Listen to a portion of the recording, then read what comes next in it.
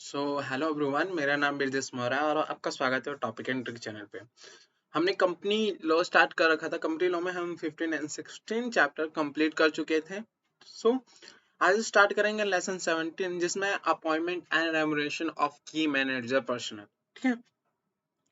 Start करने से पहले अगर आपने इस चैनल को सब्सक्राइब नहीं करा तो प्लीज प्लीज सब्सक्राइब कर दीजिए और बेल आइकन को दबाना ना भूले, जिससे आपको रेगुलर अपडेट मिलते रहे।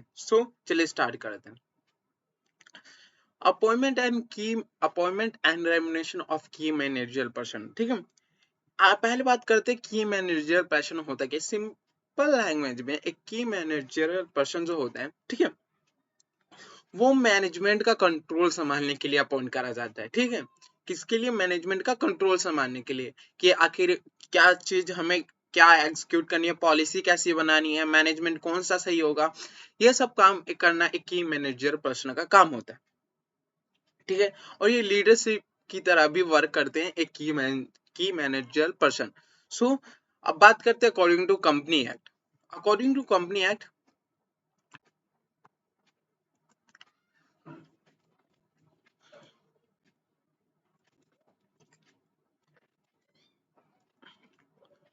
according to company act, according to section 252 clause 51, key manager person in relation to company means a chief executive officer or managing director or manager, a company secretary, whole-time director or chief financial officer or such other officer, not the more than one level below the director, who is a whole-time employment designated as a key managerial personnel by the board, and such other officer as may be prescribed.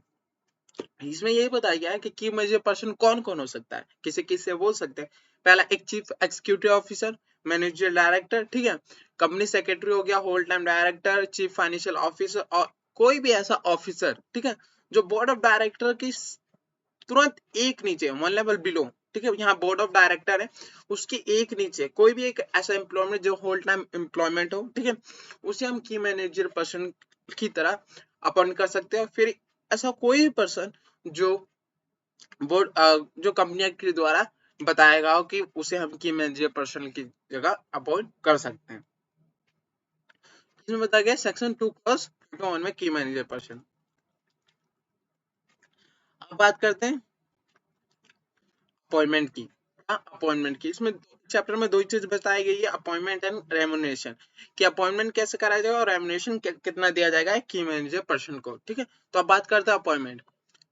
Section 203 of Company Act read with the Rule 8 of Company Appointment and Remuneration of Manager Person Rule 2014 mandate that appointment of key manager person and make it obligatory every listed company and every public company having a paid up share capital rupees 10 crore or more to appoint the following whole-time key manager personnel: managing director, chief executive officer or manager, in their absence whole-time director, company secretary and chief financial officer। इसमें यही बताया गया है कि according to section 203 of company act 2013 read with the rule 8 of company appointment and remuneration of manager personnel rule 2014, हर एक company, ठीक है, listed company तो कंपलसरी है, या फिर पब्लिक कंपनी जिसका पीडब्ल्यू शेयर कैपिटल 10 करोड़ या उससे ज्यादा हो, उसे अपॉइंटमेंट करना एक की manager, whole time key manager person compulsory है। वो की मैनेजर पर्सन एक मैनेजिंग डायरेक्टर हो सकता है, चीफ एग्जीक्यूटिव ऑफिसर हो सकता है, मैनेजिंग डायरेक्टर होता है, मैनेजर हो सकता है, होल टाइम डायरेक्टर होता है, चीफ फाइनेंशियल ऑफिसर और एक कंपनी सेक्रेटरी भी हो सकते हैं। ये होता है सेक्शन 203। अब बात करते हैं rule 8 of company appointment and remuneration of manager. Sorry. इसमें ये बताया गया है कि rule 8 of the company appointment and remuneration of manager person rule 2014 mandate that private company having paid up share capital 10 crore or more have all time company secretary। इसमें ये हाल में ये अमेंड करा गया था कि rule 8A of company appointment and remuneration of managerial person rule 2000, हर एक प्राइवेट कंपनी जिसका paid up share capital 10 crore या उससे ज्यादा, उसे एक कंपनी सेक्रेटरी अपॉइंट करना, whole time company secretary appoint करना कंपलसरी है। ठीक है। अब आगे चलते हैं। ठीक है। एक नोटिफिकेशन पढ़ते हैं। Public company having a paid up share capital 100 crore और मोर और annual turnover 100,000 crore or more, or which are engaged in a multiple business and have appointment of chief and have appointed chief executive officer for each such business can appoint an individual as a chairperson and managing director। इसमें यही बताया गया कि जिसकी कोई भी ऐसी public company, ठीक है, जिसका paid up share capital 100 crore हो, ठीक है, या फिर और उसका एनुअल टर्नओवर 1,000 करोड़ या उससे ज्यादा हो, जो या फिर एंगेज हो किसी भी मल्टीपल बिजनेस में, वो अपॉइंट कर सकती है chief executive officer for each business. क्योंकि मल्टीपल बिजनेस से तो बहुत सारे बिजनेस होंगे, तो उसके हर एक बिजनेस के लिए वो एक चीफ एग्जीक्यूटिव ऑफिसर अपॉइंट कर सकती हैं, ठीक है। और एक इंडिविजुअल को चेयरपर्सन और मैनेजिंग डायरेक्टर भी अपॉइंट कर सकती है। क्या होता है कि हमारी कंपनी एक्ट में हम एक ही पर्सन को, इंडिविजुअल को चेयरपर्सन और मैनेजिंग डायरेक्टर अपॉइंट नहीं कर सकते, तो मगर कुछ एक्सेप्शन दे रखा है, जो यही है पब्लिक कंपनी जिसके पेड अप शेयर का 100 करोड़ और मोर होगा, या फिर उसकी या और उसका एनुअल टर्नओवर 1,000 करोड़ या उससे ज्यादा होगा, उस और वो एंगेज मल्टीपल बिजनेस में एंगेज होगी, तो वो अपॉइंट कर सकता है चीफ एक पर्सन को चेयरपर्सन एंड मैनेजिंग डायरेक्टर। सो आगे बढ़ते हैं।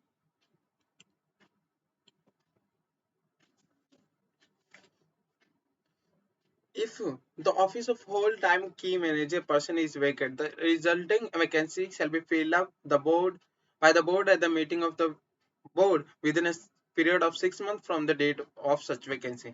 अगर होल टाइम मैनेजर पर्सन की जगह खाली होती है, ठीक है, अगर होल टाइम मैनेजर पर्सन की मैनेजर पर्सन की जगह खाली होती है, तो उस जगह खाली जो है उसे जल्दी से जल्दी within a period of 6 months from the date of such a vacancy by the board appoint हो जाना चाहिए वो की मैनेजर पर्सन, ठीक है। आगे बढ़े। प्रोसीजर प्रोसीजर टू अपॉइंट की manager person. First, hold the board meeting, ठीक है, and pass a board resolution containing a term and condition of appointment key manager person। A whole time key manager person shall not hold office in more than one company except in its subsidiary at the same time। कोई भी एक की manager person जो होता है, ठीक है, वो होल्ड ऑफिस नहीं कर सकता एक से ज्यादा, ठीक है, बस अपनी सब्सिडरी कंपनी की ही कंपनी में ही वो एक की मैनेजर पर्सन की तरह काम कर सकता है और कहीं काम नहीं कर सकता। वो एक टाइम पे एक ही कंपनी में वर्क करेगा as a key manager person. A company may appoint or employ a person as its managing director if he is a managing director or manager of one and of not more than one other company, and such appointment or employment is made or approved by resolution passed the meeting of the board with the consent of all director। जो managing director होता है, ठीक है, वो और किसी company में काम कर सकता है अगर अगर उसे बोर्ड रेजोल्यूशन पास करवा अप्रूव हो गया हो बोर्ड मीटिंग में एज अ बोर्ड रेजोल्यूशन। इसमें यही बताया गया, ठीक है। अब on the vacation of office whole time director result vacancy बताया गया था कि 6 मंथ्स के अंदर फिलअप हो जाने चाहिए वो वैकेंसी जो खाली है की मैनेजर पर्सन की। फिर file with the registrar with the MGT and return of the appointment of managing director whole time director और मैनेजर फॉर्म MR1। किसमें भरना? MR1 form MR1 after appointing a key manager person या managing director या फिर whole time director. Intimation to stock exchange about a key manager person. फिर हम intimation करेंगे stock exchange को जहां हमारी कंपनी लिस्टेड होगी वहां पे।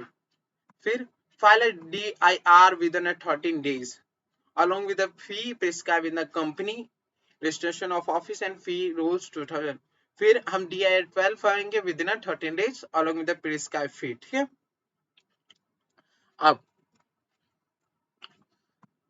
if any company make any default in complying with the provision of section 203, such company shall be liable penalty for 5 lakh rupees and every director key manager person of a company who is in default shall be liable penalty 50,000 rupees, and where the default is continue one which for the penalty of 1,000 rupees for each day after the first during which such default continue but not exceed 5 lakh rupees।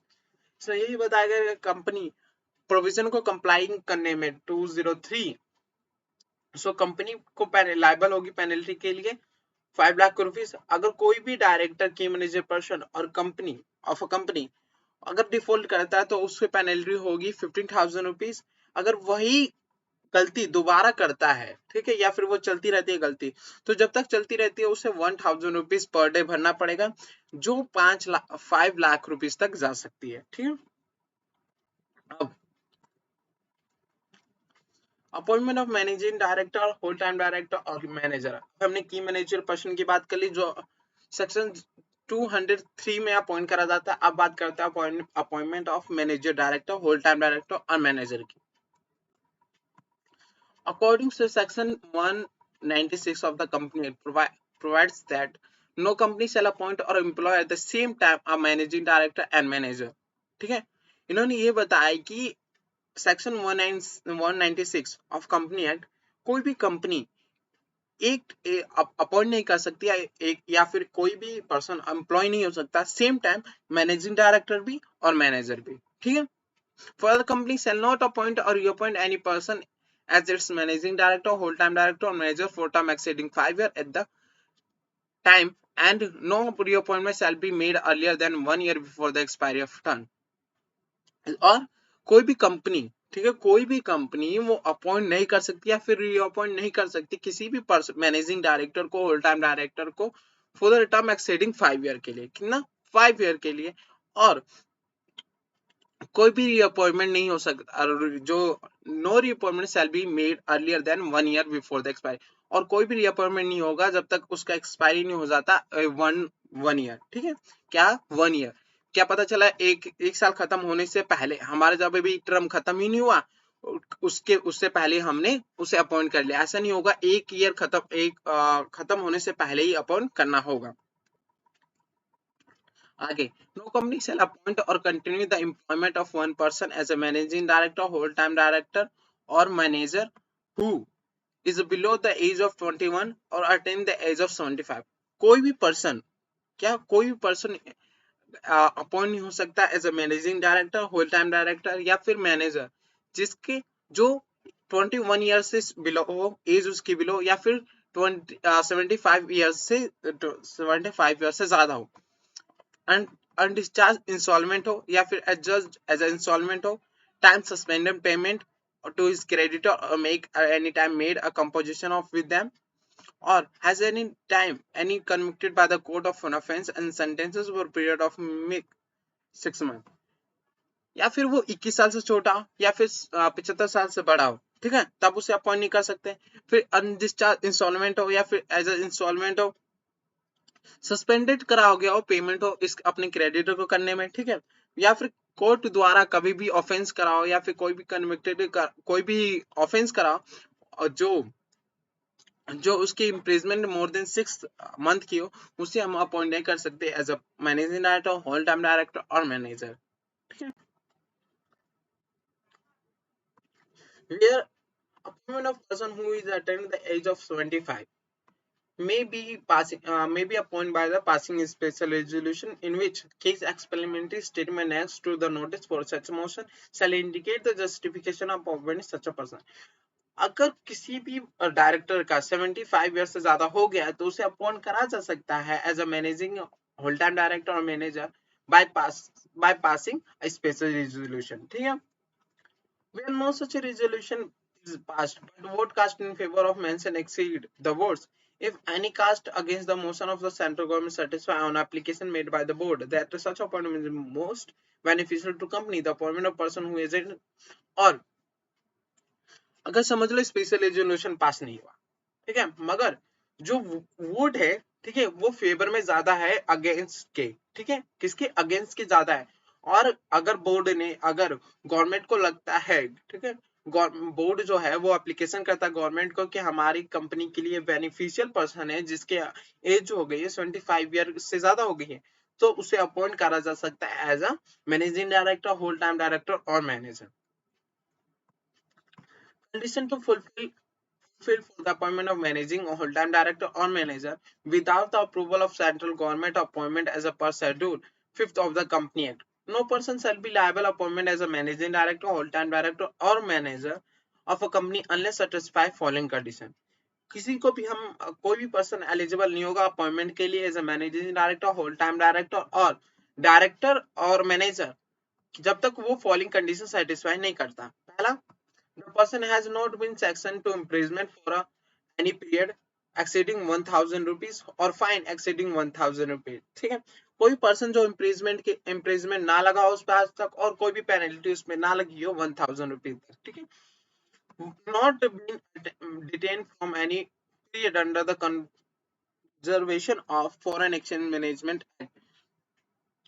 कोई भी ऐसी detention ना मिली हो under the foreign exchange management और prevention of smuggling activity act 1934 और वो person जो है वो रेजिडेंट इंडिया का होना चाहिए जिसे हम अपॉइंट कर सकते हैं as a managing director, whole time director और मैनेजर. अब आगे चलते हैं. ये तो एक्सेप्शन दे रखे हैं कि कहाँ कहाँ एप्लीकेबल नहीं होता. Section 196 rule 3 of company act of payment and remuneration of mean managerial person rule 2014.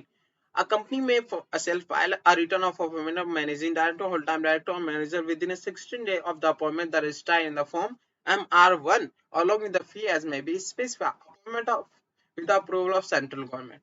Appointment with the central government. जब central government approval देगी तभी हम appoint कर सकते हैं. इसको देखते हैं.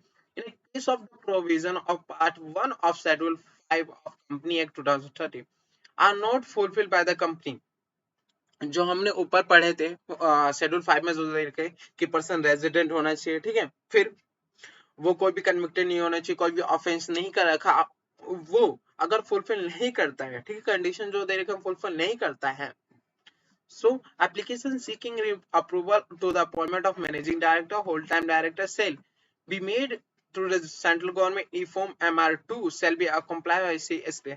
अगर वो कंडीशन कंप्लाई नहीं करता है जो शेड्यूल 5 में दे रखा है तो मैनेजिंग डायरेक्टर जो अपॉइंट करे जा रहे हैं या होल टाइम डायरेक्टर या फिर मैनेजर को जो अपॉइंट करे उसे अप्रूवल लेना पड़ेगा सेंट्रल गवर्नमेंट से इन फॉर्म MR2 में. ठीक है, every such application seeking approval shall be made to the central government within a period of 90 days from the date of such appointment. कब? विदिन 90 डेज, जब से appointment हुए तब से उसे 90 डेज के अंदर उसे अप्रूवल लेने पड़ेगी इसे सेंट्रल गवर्नमेंट से इनफॉर्म MR2 में. Issue of general notice before making application to the central government. As per section 201, before any application is made by the company to the central government under section 196 of Company Act, there shall be issued by or behalf of the company a general notice to the member indicating nature of application proposed to be made. Before अगर हम approval ले रहे हैं central government से for appointment of managing director, whole time director या manager, उससे पहले हमें इस नोटिस इशू करना पड़ेगा on behalf of the company. ठीक है, a general notice to the member. ठीक है, मेंबर जो अपने कंपनी के हैं. First general notice shall be publish at least one English newspaper और principal language of district with which registered office. और वो जो नोटिस है उसे पब्लिश करना पड़ेगा at least one newspaper in a principal language जहां उसकी रजिस्टर्ड ऑफिस सिचुएटेड है. Procedure for appointment of managing director. Same. Hold a board meeting, फिर pass a special resolution, hold a general meeting, and get a resolution pass approving appointment of managing director. In case of appointment of managing director, not accordance with the provision of Act, the company is required to obtain. अगर schedule 5 के provision जो है वो compliance नहीं करते हैं, ठीक है, सो उसे अप्रूवल लेना पड़ेगा सेंट्रल गवर्नमेंट से. The getting approval of central government under section 201 certain formality as compliant. As required by section 201 of the act, company shall give a general notice. Compulsory notice has been published at least one English or one newspaper. Company shall attach the copy of his notice with the application together with the certificate as due. Appointment shall be filled electronic MR2. Application should be made within 90 days. ये कुछ comply करना पड़ेगा जब हम approval लेते हैं central government से. Execute the agreement as approved by the board make a necessary entry in the register of director and other record register of the company, and following documents also with following document with the ROC file करना पड़ेगा हमें following document। पहला MR1 compulsory था, ठीक है, फिर DR12 और MGT 14 for the board resolution. ये हमने कर लिया, अपॉइंटमेंट कर लिया, किसका प्रोसीजर था, appointment of key manager person, whole time director and manager. अब बात करते हैं appointment of a person as a managing director who is the managing director of another company. हम जो दूसरे कंपनी का मैनेजिंग डायरेक्टर है उसे अपनी कंपनी में मैनेजिंग डायरेक्टर अपॉइंट करने का उसकी बात करते हैं। According to section 203 of company act, whole time key manager person shall not hold office in more than one company except its subsidiary company at the same time. ये यही बताया गया है कि कोई भी whole time key manager person है, वो तो हमने पढ़ा था, जो एक कंपनी में वर्क करेगा दूसरी कंपनी में वर्क नहीं करेगा as a key manager person. A company may appoint or employ a person as a managing director if he is a managing director or manager of one and of not more than one other company, and such appointment or employment is made up or approved by resolution passed at the meeting of the board with the consent of all directors present at the meeting, and of which meeting and resolution of move 380 specific notice has been given to all directors then in India। इसमें यही बताया गया जो कोई managing director है जो दूसरे company में वर्क कर रहा है एज अ मैनेजिंग डायरेक्टर, उसे हम अपनी कंपनी में अपॉइंट कर सकते हैं एज अ मैनेजिंग डायरेक्टर, मगर अगर जब तक कब तक नहीं कर सकते, जब तक हमें स्पेशल रेजोल्यूशन पास नहीं करवा लेते बोर्ड मीटिंग। और जब बोर्ड मीटिंग में हम स्पेशल रेजोल्यूशन पास करवाएंगे तो हमें सारे डायरेक्टर जितने भी डायरेक्टर हैं उनकी कंसेंट जो वो कंपलसरी है, ठीक है।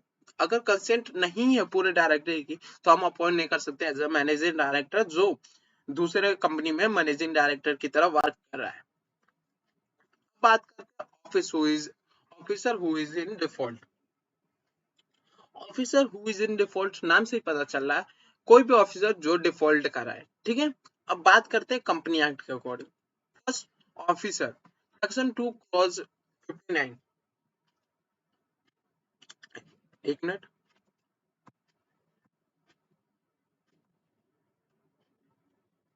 सो बात करते हैं officer. According to Section 2, Clause 59, officer include any director, manager, key manager personnel, or any person in accordance with the whose director or instruction the board of director or any one or more of the director is or accustomed to act। कोई भी की manager person हो गया, director हो गया, manager हो गया और पर्सन हो गया जो डायरेक्टर के इंस्ट्रक्शन पर वर्क कर रहा है उसे हम एक ऑफिसर कहते हैं, ठीक है। According to section 2 clause 59। अब who is a officer in default वो बात करते हैं। According to section 2 clause 16, a person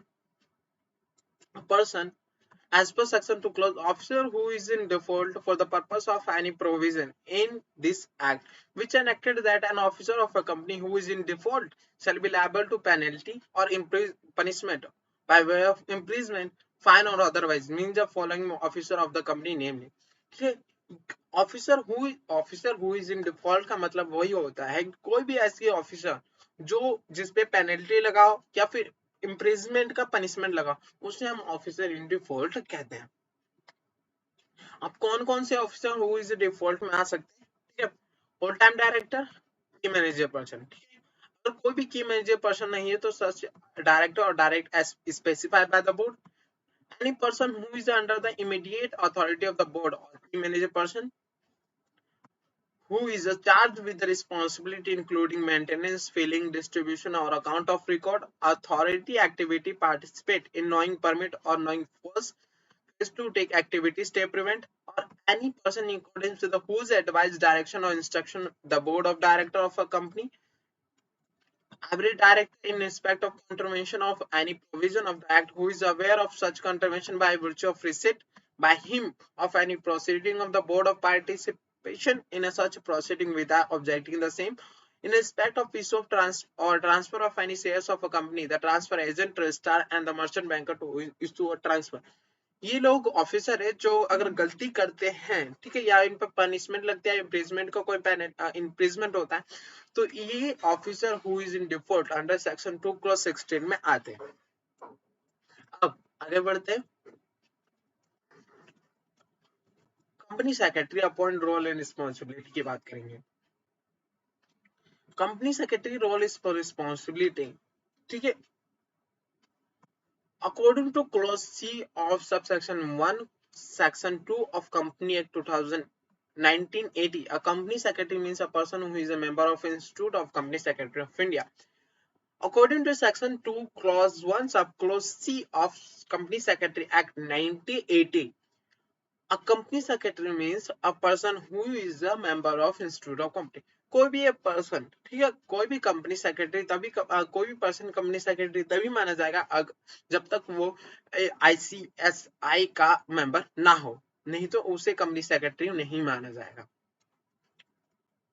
कौन कौन सी कंपनी में मैंडेटरी है अपॉइंट करना एक होल टाइम कंपनी सेक्रेटरी? एक लिस्टेड कंपनी कंपलसरी, फिर अनलिस्टेड कंपनी की बात करें तो उसका paid up share capital 10 crore या उससे ज्यादा, और प्राइवेट कंपनी की बात करें तो उसके पेड अप शेयर कैपिटल अगर 10 करोड़ से ज्यादा होती, इन कंपनियों को हमें एक कंपनी सेक्रेटरी अपॉइंट करना कंपलसरी है। अब बात करें रोल इस रिस्पॉन्सिबिलिटी की। Role of company secretary may be conducted by study from three different area angle: as a statutory officer, as a coordinator, as an administrative officer. अगर statutory officer की बात करें, company secretary is an officer responsible for compliance with the numerous legal requirement under the different act including company act 3, ठीक है। अब statutory officer की बात करें, जो कंपनी सेक्रेटरी का रोल होता है, पहला स्टैट्यूटरी ऑफिसर। स्टैट्यूटरी ऑफिसर की बात करें तो जो कंपनी सेक्रेटरी रिस्पॉन्सिबल किस लिए मेन ज्यादा किस काम के लिए होता है? Compliance officer. कंप्लायंस, तो वो कंप्लायंस को देखता है, जो रूल और रेगुलेशन होता है वो सही तरीके से कंप्लाई कर रहे हैं कि नहीं, और जो सही रूल और रेगुलेशन है उन्हें हम फॉलो कर रहे हैं कि नहीं सही तरीके से, उसे हम कहते हैं स्टैट्यूटरी ऑफिसर। अब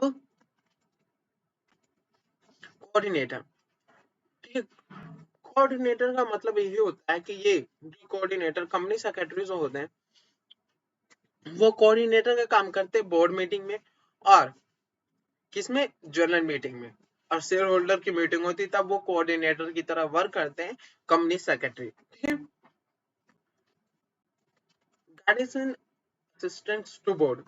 Rule 10 of the Company Appointment and Nomination of Manager Person Rule to provide that company secretary shall provide to director of a company, collective and individual such guidance as they may require to with the regard to their duty responsibility। जो बताया जैसे मैंने, coordinator करता है किसमें? Board की जब meeting होती है बोर्ड ऑफ डायरेक्टर की, तब कोऑर्डिनेट करना एक कंपनी सेक्रेटरी का काम होता है, उसमें गाइडेंस देते हैं एक कंपनी सेक्रेटरी। अब आगे चलते हैं, relationship with the other function नहीं है, ठीक है। When have seen the company secretary is responsible for convening board decision on the various aspect of the company's policy to the person in charge of such function. He is in addition responsible to ensure that the return and report received from the various operation executive are submitted in the time, complete in all respect, and do not conflict with corporate objective। काम होता है addition, काम responsible होता है एक company, responsible होते हैं company secretary, ठीक है, टाइम पे रिपोर्ट और रिटर्न ROC को भरने फाइल करने के लिए एक कंपनी सेक्रेटरी के वर्क होते हैं, ठीक है। ट्रेड यूनियन के अंदर where company secretary responsible either directly or through his assistance with the industrial relation, he must exercise the extreme caution with the dealing of union trade union official whether they belong to recognized union or not। जो company secretary होते हैं, ठीक है, वो responsible होते हैं directly या फिर थ्रू हिज असिस्टेंट, जो जो अगर उन्हें ट्रेड यूनियन के संग डील करना है तो वो पहले क्वेश्चन देखेंगे कि कोई सावधानी बरतते हुए वो ट्रेड यूनियन के संग डील करेंगे, ये बताया गया। एक कोऑर्डिनेटर, ऑडिटर शेयर होल्डर के संग appointment meeting, relation with the shareholder is an important sphere of coordinating role and therefore the company will maintain proper relationship with the shareholder of the company। अब government, community, All information and correspondence with the government are normally coordinated or routed through the secretary to ensure informed reporting. The secretary has a very important role vis-a-vis the government.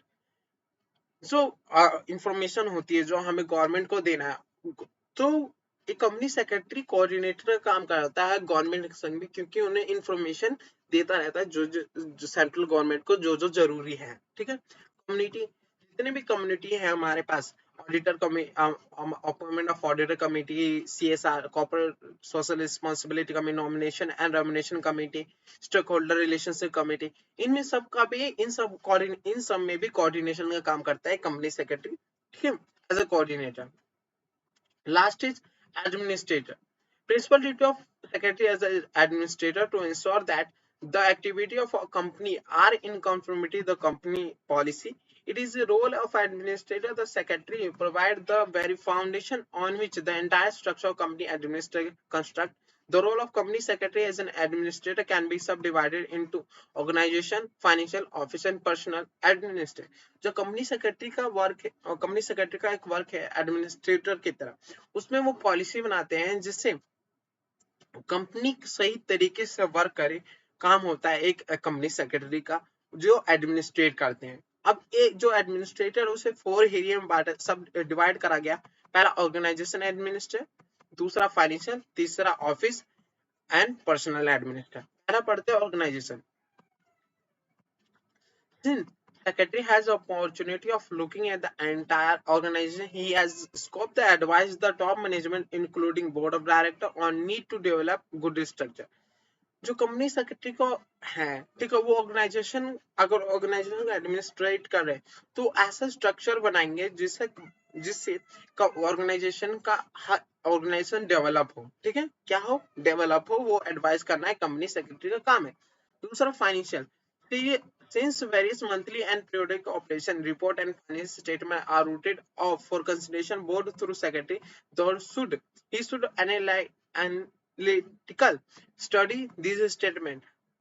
जो भी financial statement बनते हैं, ठीक है, auditor द्वारा, उनका analyse करना, सही तरीके से बनाए कि नहीं, एनालाइज करना उनका काम होता है कंपनी सेक्रेटरी का, कि सही तरीके से बने हुए हैं कि नहीं, रूल और रेगुलेशन और ऑडिटिंग या फिर इंडियन अकाउंटिंग जो भी है वो फॉलो सही तरीके से करे हैं कि नहीं, उनका काम होता है एक कंपनी सेक्रेटरी का जो एडमिनिस्ट्रेटर की तरह। Office administrator is a big company. The office administration is carried on by our department head or office, who is generally report to the company secretary. It is duty of company secretary to ensure the different department of the office are properly staffed, organized and coordinated and supervised. Company secretary को अगर different department है किसी company में, तो उनका सही तरीके से कि वर्क कर रहे हैं कि नहीं, कोऑर्डिनेट कर रहे हैं कि नहीं, प्रॉपर स्टाफ है कि नहीं, इन सब का काम करना भी एक कंपनी सेक्रेटरी का भी होता है। Personal administrator include requirement, training, remuneration, promotion, retirement, discharge and dismiss of staff. Personal administrator की बात करें तो अगर कोई जगह खाली है स्टाफ की तो उसे फिल करना, रेमुनेशन कितना देना है, ट्रेनिंग कम करना है, प्रमोशन कम करना है, रिटायरमेंट कब करना है, इन स्टाफ का ये ध्यान देना एक कंपनी सेक्रेटरी का वर्क होता है। अब आगे चलते हैं, statutory duty and liability of company secretary. ये हम कल से अगले सेकंड पार्ट में पढ़ेंगे। आज के लिए इतना ही। Thank you so much. अगर आपको वीडियो पसंद आई हो प्लीज लाइक करना और बेल आइकन इस चैनल को सब्सक्राइब करना ना भूलना। Thank you so much.